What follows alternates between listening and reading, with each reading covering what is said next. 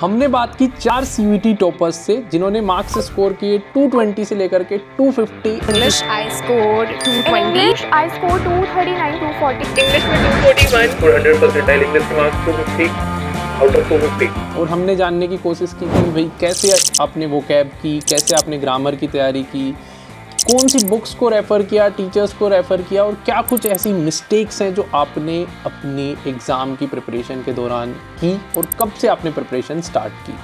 और हाँ, आगे बढ़ने से पहले मैं आपको ये बता दूं कि आपको स्ट्रेटजी वीडियो को देख करके जो आपके लिए काम की चीज़ें हैं सिर्फ वही निकालनी है। कुछ बच्चे अपनी लाइफ में जल्दी स्टार्ट कर देते हैं, कुछ बाद में स्टार्ट करके बहुत अच्छा करते हैं।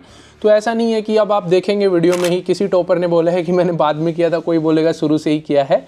तो आपको अपनी स्ट्रेटजी बनानी है। डोंट मीन्स कॉपी मत करो यार किसी की strategy, be original to yourself. हो सकता है ना कि आज आपका दिल टूटा हो और आज से आप शुरू करो तो जो शुरू से एक कांस्टेंट स्पीड में आ रहा है उससे तेज़ आप आज प्रिपरेशन स्टार्ट कर सकते हो। तो सिर्फ और सिर्फ जो काम की चीज़ें हैं आपके लिए उनको पिक करना, किसी की लाइफ स्टोरी को फोटोकॉपी करने की कोशिश मत करो। You will never be successful in your life. Okay, so चलिए देखते हैं सबसे पहले कि वोकैब की तैयारी कैसे की थी आपके चारों सीनियर्स ने, और ऐसा प्रिपेयर करना कि एक भी नंबर नहीं कटा।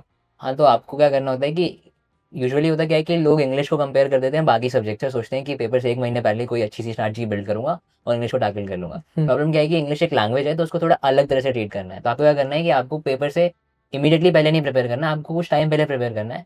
And this is going to be easy क्योंकि आपको इंग्लिश को, क्योंकि वो एक लैंग्वेज है इसलिए आपको उसमें कुछ याद नहीं करना होता। आप क्या करो, आप कुछ भी पढ़ो, कोई भी ऐसी चीज पढ़ो, it can be your newspaper या फिर आप क्या करते थे अपने पॉइंट ऑफ व्यू? मेरा तो स्ट्रैटेजी थोड़ा अलग था। मैं इन जनरल पढ़ता बहुत था, न्यूज़पेपर पढ़े हैं मैंने, मैगजीन्स पढ़ी हैं। तो उससे क्या होता है कि उसमें आपको काफी सारे ऐसे वर्ड्स मिलते हैं जो कि आप डे टू डे कॉन्वर्सेशन में नहीं करते हो, लेकिन ये वर्ड्स ये उस वोकैबुलरी को फॉर्म करते हैं जो कि एग्जाम में पूछेगा। ऐसे वर्ड्स जो आप यूजुअली यूज नहीं करते, तो आपको वो वर्ड्स वहाँ से बहुत इजीली पता चल जाते हैं। आप हंसते खेलते उन वर्ड्स को देख लेते हो, उनका मीनिंग देख लेते हो और आप बस थोड़ी सी एफर्ट डालो। आप क्या करो ना कि रोज ऐसे वर्ड्स में से कोई 3-4 वर्ड्स उठाओ जो आपको अच्छे लगे and write them down in some notebook. And मेरी पास एक नोटबुक थी जिसमें मैं रोज़ 2-3 वर्ड्स रोज़ इंग्लिश के लिखती थी, सिनोनिम्स, एंटोनिम्स, ये सारी चीज़ें लिखती थी। ऑल्सो पर्सनली आई थिंक कि वो ईयर वाइज एक पैटर्न होता है। लाइक इस साल वोकैबुलरी एंड सेंटेंस रीअरेंजमेंट के क्वेश्चंस बहुत सारे थे, ग्रामर नहीं थी, तो आपको उस चीज़ पे ध्यान देना होता है कि उस साल पैटर्न कैसा है, वो ज़्यादातर क्वेश्चन कैसे पूछ रहे हैं, उस पर ज़्यादा फोकस करना है। हाँ, ये बहुत ज़रूरी है कि आप जो भी वर्ड्स हैं वो आप एक कॉपी में नोट करते जाइए। और मेरा तो ये था कि वर्ड्स मैं लिखती थी, उसकी मीनिंग लिखती थी, फिर उससे 3-4 सेंटेंस बनाती थी। तो जैसे आप वर्ड्स को सेंटेंस में डालते हो तो आपके दिमाग में वो हिट करता है कि अच्छा ये कॉन्टेक्स्ट ज़रूरी है, एंड फिर उसको रिवाइज करना। तो मेरा तो 3-4 रजिस्टर ऐसे ही इंग्लिश की वोकैबुलरी और ईडियम्स एंड फ्रेजेस से ही भर गया था। और फिर वोकैब के लिए हिंदू का एडिटोरियल वोकैब आता है रोज़, सो रोज़ वो 10-12 ऐसे नए वर्ड्स डालते हैं, तो मैं हिंदू एडिटोरियल वोकैब न्यूज़पेपर। हाँ। If someone is not good at English already, तो वो इसको यूज कर सकता है, वर्ड पावर मेड इजी। तो primary source is word power made easy and the second source is the PYQs. आपको पहले वर्ड पावर देखो, आपको पहले previous year obviously like that is a very obvious choice.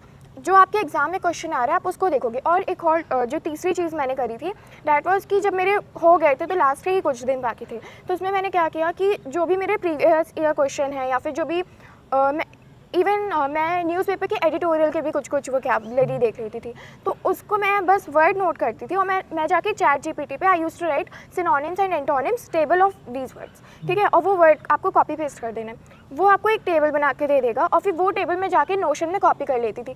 तो not only I was getting the words which have been asked in previously, but also I got the new words जिनकी meaning मुझे नहीं पता थी। सो to summarise यार, सबने अपनी एक अलग से वोकैब के लिए रजिस्टर या नोटबुक बना रखी थी। अगर वो PYQ सोल्व कर रहे हैं, एडिटोरियल वगैरह पढ़ रहे हैं, डिपेंडिंग अपॉन आप क्या कर रहे हैं, कॉपी नहीं करना है किसी को, फिर से मैं बताता हूँ। एंड वहाँ पे वो लोग उसको नोट करते थे, उससे रिलेटेड कुछ और वर्ड्स निकालने की कोशिश की। एंड बुक की अगर आप बात करें तो वर्ड पावर मेड इजी सबने कॉमन सजेस्ट किया है। चलिए अब चलते हैं नेक्स्ट टॉपिक की तरफ कि how they prepared for grammar. Grammar के लिए आपको क्या करना है, बस आपको बड़ी बेसिक सी बुक्स होती है, 7th-8th ग्रेड की ग्रामर की बुक्स होती है। आपने बुक उठाई थी? वो मैंने उठाई नहीं थी, मैंने बचपन में बहुत पढ़ता था। मैं यूजुअली लोग क्या करते हैं इंग्लिश में ग्रामर को नेगलेक्ट कर देता है, मैं वो नेगलेक्ट नहीं करता। तो मेरे पास नोट्स पढ़े थे, मैंने 1-2 बार उन नोट्स को देखा था एग्जाम के पहले कि थोड़े छोटे मोटे जो इंट्रीवेसीज होती है, छोटे मोटे नुआंसेस जो होते हैं, जैसे आप कई लोगों को लगता है कि आर्टिकल्स जो होते हैं होते हैं वो डिपेंड करते हैं वर्ड के पहले लेटर पे, बट वो सब में साउंड पे डिपेंड करते हैं, बहुत छोटी छोटी बारीक चीज़ है। तो ये आप अगर छोटी मोटी, अगर आपकी ग्रामर पहले से अच्छी नहीं है, जैसे मेरी तो थी बट मेरे कई दोस्त इनकी नहीं थी, तो उन्होंने बहुत अच्छे मार्क्स लाए हैं ऐसी वीडियो में। तो उन्होंने क्या किया था, उन्होंने बस पेपर से 1-2 दिन पहले उन्होंने नोट्स बना के रखे थे, वो बच्चों वाली जो बुक्स होती हैं ग्रामर की, और and they just went through those notes. और जो ग्रामर है वो बहुत इंपॉर्टेंट है, क्योंकि 11-12 में हमारा जो बोर्ड है उसमें ग्रामर पूछते ही नहीं है, तो वो एक फैक्टर हो जाता है। हाँ, CBSE। हाँ, CBSE में हमारा ग्रामर है ही नहीं बोर्ड्स में, तो बच्चों को वो कवर करने में मुश्किल आती है। तो आई वुड से कि अभी जो बच्चे प्रिपेयर कर रहे हैं वो अभी से ही, बाकी सब्जेक्ट के लिए ज़्यादा टेंशन लेने का ज़रूरत नहीं है, लेकिन इंग्लिश में प्लीज़ ग्रामर अभी से ही प्रिपेयर करना शुरू कर दो। Like do my tenses and then I will proceed to nouns, pronouns and all those things and simultaneously build my vocabulary. तो उससे आपको हो जाना चाहिए and you will be able to like score good in your exam. Grammar पे क्या होता है ना, काफ़ी लोग रूल्स पे रूल्स पढ़ रहे हैं, वीडियो ही देख रहे हैं, लॉन्ग वीडियोस देख रहे हैं। आप वीडियो देखो, कॉन्सेप्ट क्लियर करो, थ्योरी में मत जाओ कि मेरे को ये स्ट्रक्चर याद करना है, ये करना है।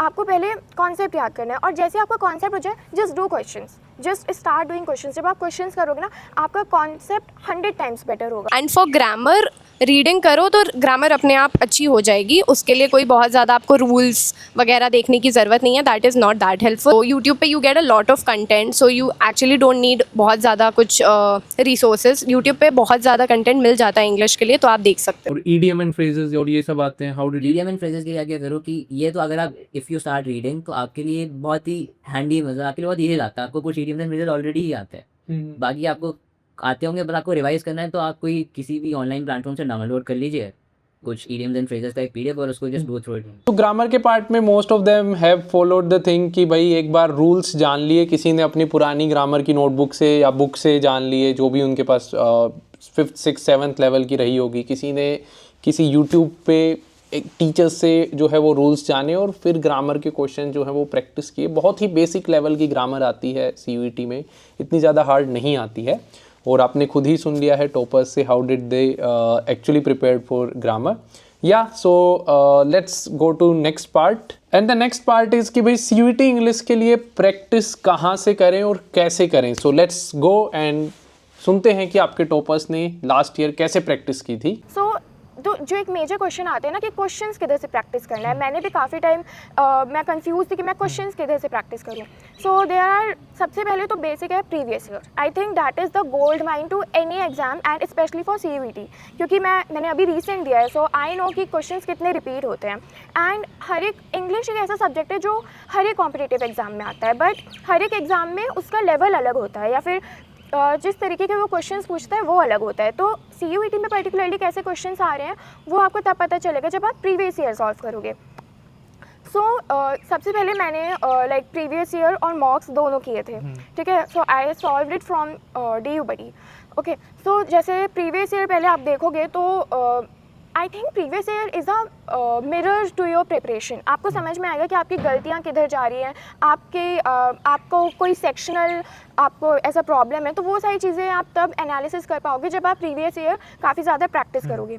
तो मैंने सबसे पहले जैसे प्रीवियस ईयर किया, उसके बाद मैंने ऑनलाइन साइट में like you are not really required कि आप हर एक चीज़ के लिए बुक लोगे, क्योंकि बुक में I think limited number of questions रहेंगे। There would be 10 questions, there would be maximum 20 और 30, ठीक है। बट आपको बार मैंने तो काफ़ी ज़्यादा क्वेश्चंस किए थे अनसीन पैसेजेस के लिए। तो उसके लिए मैंने लाइक कैट लेवल के और बैंकिंग के आप ऑनलाइन जस्ट गूगल में यू हैव टू राइट, और वहाँ पे काफ़ी क्वेश्चंस आ जाएंगे, लाइक काफ़ी साइट आएंगे and you have to just click and you have to solve, ठीक है। तो वहाँ से आपको एक अंडरस्टैंडिंग आएगी। जब मैंने वहाँ से कर लिए, फिर मैं वापस प्रीवियस ईयर करती थी। तो फिर जब मैं एक लेवल हाई करूँगी या फिर काफ़ी सारे क्वेश्चन कर लूँगी, फिर मैं वो क्वेश्चन करूँगी जो एक्चुअली में CUET में आ चुका है। तो आई थिंक मेरा लेवल थोड़ा अप रहेगा और मेरी अंडरस्टैंडिंग बेटर रहेगी। ऑनलाइन यूट्यूब चैनल्स बहुत ज़्यादा ज़रूरी हैं सिनोनिम्स ये सब के लिए। रुबेका मैम CUET अड्डा की हो गई, फिर डियर सर तो बेस्ट है। और ये अच्छा है कि जो मैंने PYQ सॉल्व किए थे उनका डिफ़िकल्टी लेवल जो असली एग्ज़ाम में था उससे बहुत हाई था, तो एक तरीके से आपका कॉन्फिडेंस भी बिल्ड होता है और आपको मालूम रहता है कि अगर इस तरीके का भी क्वेश्चन आ गया then I would be able to answer it and I am ready for it. और ये नहीं है कि सिर्फ इंग्लिश सब्जेक्ट पढ़ो, अगर आप कुछ भी पढ़ रहे हो, चाहे वो आपका न्यूज़पेपर हो, चाहे वो आप नॉवल पढ़ रहे हो, या फिर आप इंग्लिश अपना पॉलिटिकल साइंस का बुक पढ़ रहे हो, एनसीईआरटी पढ़ रहे हो, या फिर हिस्ट्री का एनसीईआरटी पढ़ रहे हो, तो of course you will come across phrases, you will come across words which you didn't know earlier. So write down those words and keep revisiting them. It's very important. Keep revisiting them. PYQ से आपको एक idea लग जाता है कि किस तरह से वो क्वेश्चन पूछेगा, कहाँ से, क्योंकि बहुत सारे इंग्लिश में स्पेशली बहुत सारे क्वेश्चंस रिपीट होते हैं, काफ़ी बार आते हैं वोकैबुलरी में, और आपको एक आइडिया लग जाता है किस तरह के वर्ड्स आपको पढ़ने हैं। फॉरेन वर्ड्स बहुत सारे आते हैं, तो वो PYQs के थ्रू आपको पता चल जाता है कि कौन से ज़्यादा फॉरेन वर्ड्स वो पूछ रहे हैं। तो पर्सनली मेरे लिए तो वो हेल्पफुल था। आई थिंक मैं ये बोलूँगी कि मेरी रियल प्रिपरेशन तब स्टार्ट हुई थी जब मैंने मॉक्स और प्रीवियस ईयर किए थे। लाइक एक्चुअली में आपको लगता है कि ये भी हो गया, ये भी हो गया, ये भी हो गया, बट एक्चुअली में आपका कुछ भी नहीं हुआ होता है। एक पर्टिकुलर स्ट्रैटेजी कि आपको पढ़ना किस तरीके से है वो आपको तब समझ में आएगा जब आप मॉक्स दोगे, एंड मॉक्स में काफ़ी बार काफ़ी कम स्कोर आता है, so that is also very stressful, but in the long term it is helpful. मान लेते हैं कि आपको इंग्लिश बिल्कुल भी नहीं आती है, तो मैं वही कहूँगी कि आप ऐसे कोर्सेज देखो, ऑनलाइन कोर्सेज यूट्यूब पे ही आपको बहुत अच्छे मिल जाएंगे। मैं तो कहूँगी कि डियर सर का हो गया, हाँ डियर सर का टेंसेस का वीडियो देखो, डियर सर, फिर टेंसेस का वीडियो देखो, क्लॉजेस देखो, ठीक है। फिर धीरे धीरे आपका ग्रामर जब पोर्शन ठीक हो जाएगा ना, तो आपको खुद एक कॉन्फिडेंस आ जाएगा कि आपको सेंटेंस स्ट्रक्चर समझ आने लगे हैं। फिर आप अपनी जो एनसीईआरटी बुक्स है वो सब पढ़ना शुरू करो, और ये बहुत ज़रूरी है, वो क्या आप बिल्ड करो। सो फिर प्रैक्टिस के लिए आपने देखा कि सबसे ज़्यादा इम्पोर्टेंट जो चीज़ है वो NTA वाले ओरिजिनल क्वेश्चंस हैं जो लास्ट ईयर CUET में आए हैं। फिर सेकंड नंबर पे बच्चों ने बोला कि हमने लाइव यूट्यूबर्स, बहुत सारे यूट्यूब चैनल्स ऐसे हैं जो प्रैक्टिस करवाते हैं प्रीवियस ईयर क्वेश्चन पेपर्स, या फिर इंग्लिश अलोंग विद देम थोड़ा थोड़ा पढ़ाते भी हैं, तो आप वहाँ भी जा कर के प्रैक्टिस कर सकते हैं।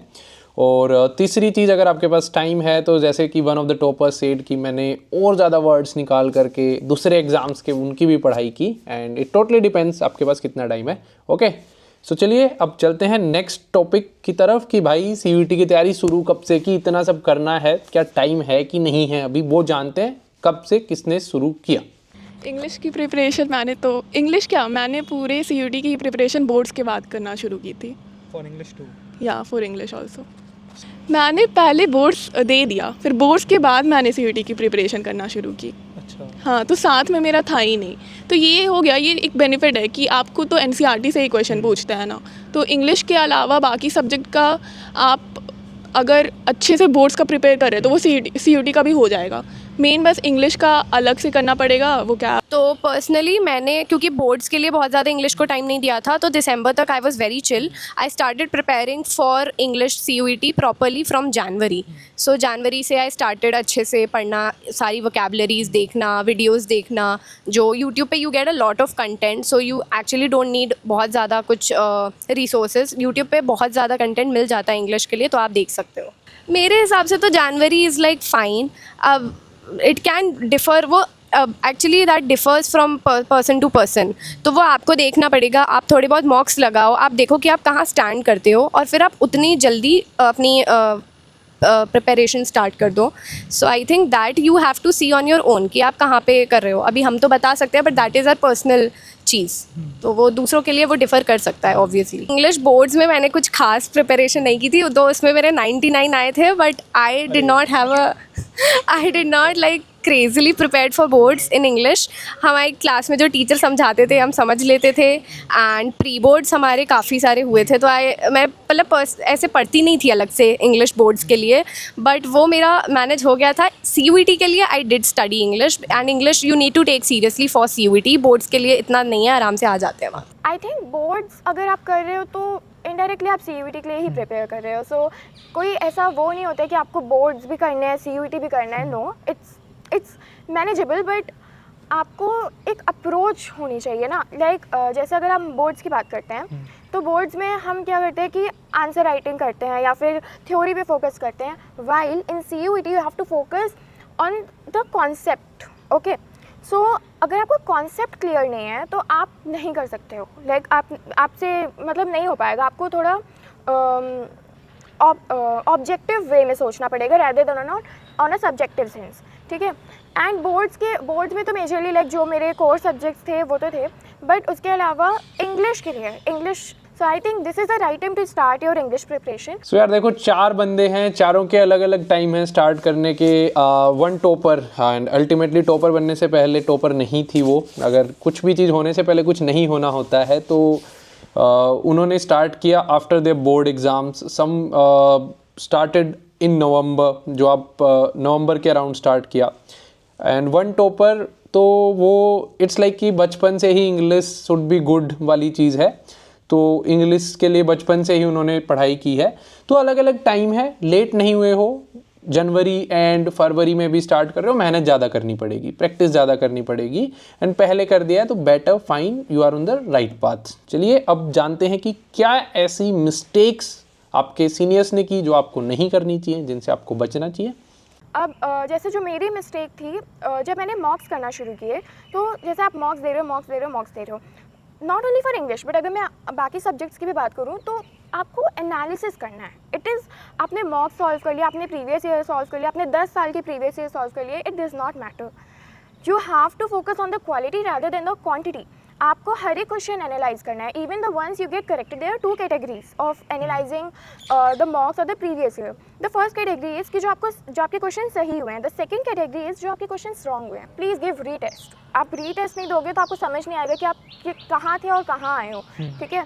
कई बार ऐसा होता है कि हमारा एक क्वेश्चन सही है, जब हमने नेक्स्ट टाइम दिया तो वही गलत हो गया, तो वो प्लीज़ रीटेस्ट देना। और पे क्या होता है ना, काफ़ी लोग रूल्स पे रूल्स पढ़ रहे हैं, वीडियो ही देख रहे हैं, लॉन्ग वीडियोस देख रहे हैं। आप वीडियो देखो, कॉन्सेप्ट क्लियर करो, थ्योरी में मत जाओ कि मेरे को ये स्ट्रक्चर याद करना है, ये करना है। आपको पहले कॉन्सेप्ट याद करना है, और जैसे आपका कॉन्सेप्ट हो जाए, just do questions, just start doing questions. जब आप क्वेश्चंस करोगे ना, आपका कॉन्सेप्ट 100 टाइम्स बेटर होगा। मिस्टेक्स तो मैं यही करूँगी, जैसे मैंने कहा वोकैबुलरी पे बहुत ज़्यादा फोकस, क्योंकि इस बार बहुत ही स्ट्रेंज वोकैबुलरी आई थी और कई वर्ड्स थे जो मैंने पहली बार सुने थे।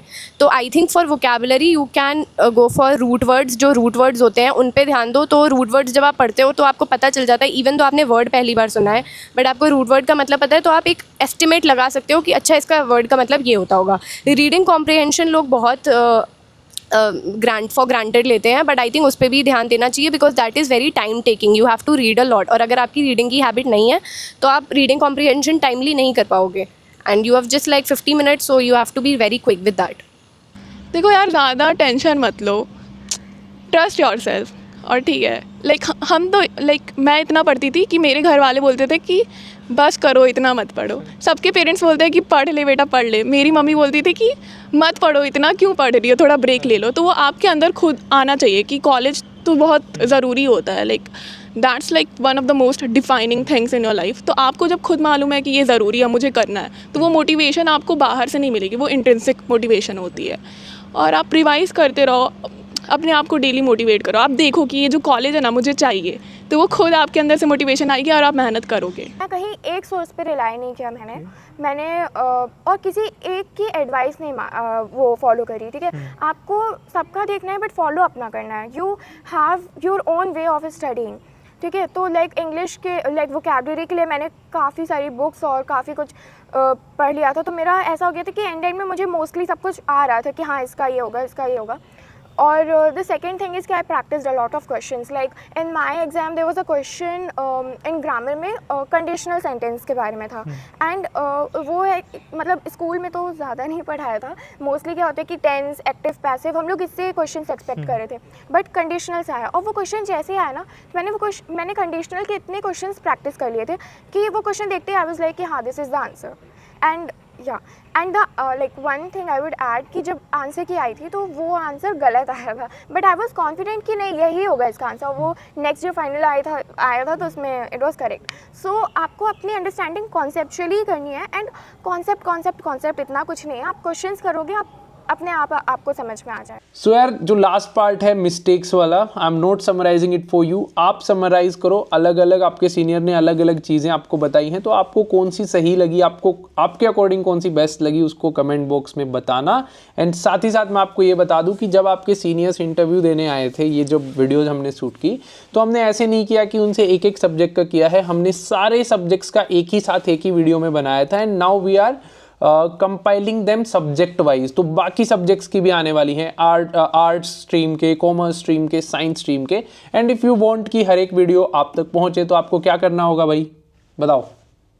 सब्सक्राइब बटन दबाओगे तो नोटिफिकेशन आ जाएगी एंड आपके पास वो वीडियो पहुंच जाएगी, तो सब्सक्राइब कर लो। एंड हाँ, अगर ये वीडियो हेल्पफुल हुई है तो प्लीज़ वीडियो को लाइक ज़रूर करना यार। पिछले 2-2.5 महीने से हमारी टीम लगी हुई है, बच्चों को फ़ोन किया है, बुलाया है, शूट किया है, एडिट हो रही हैं, फिर अभी पोस्ट होंगी, तो मेहनत में मज़ा आ जाएगा अगर आप लाइक करते हैं।